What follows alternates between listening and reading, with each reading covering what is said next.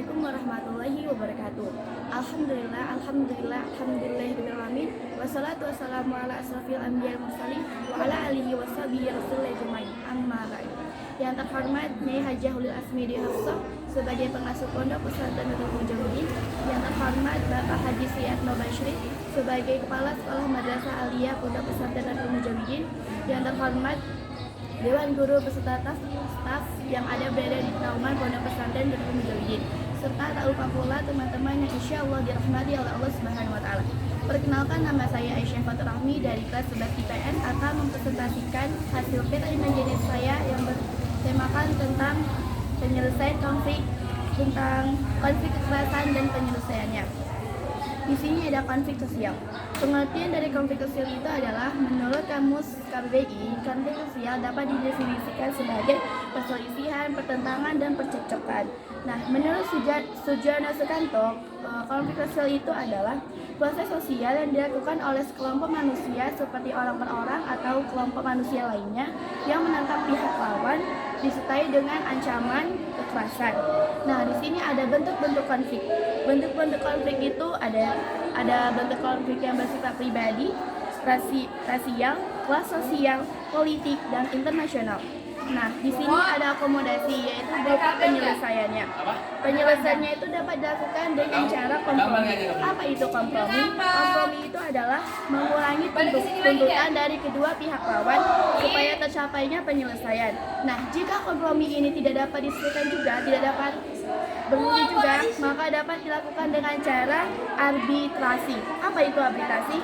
Dengan cara mendatangkan pihak ketiga untuk memberi keputusan terhadap kedua belah pihak. Nah, jika cara ini juga tidak dapat ampuh, maka dapat dilakukan dengan konsiliasi. Apa itu konsiliasi? Konsiliasi itu adalah mempertemukan keinginan dari pihak berselisih supaya tercapainya tujuan bersama. Nah, di sini juga terdapat kekerasan. Pengertian dari kekerasan menurut Kampusan Bahasa Indonesia yaitu dapat didefinisikan sebagai suatu perbuatan yang dapat mencederakan atau matinya orang lain, atau kerusakan fisik yang dapat menyebabkan barang orang lain rusak. Nah, di sini ada teori kekerasan. Teori kekerasan dibagi menjadi 3, yaitu individual, kelompok, dan dinamika kelompok. Di individual ini terbagi lagi menjadi 2, yaitu ada pribadi dan sosial. Pribadi itu disebabkan karena kelainan jiwa seperti psikopat, dan juga masalah dampak dari obat bius. Nah, di sini ada sosial. Yang faktor keduanya ada sosial. Nah, sosial ini terjadi karena faktor sosial yang disebabkan oleh orang lain,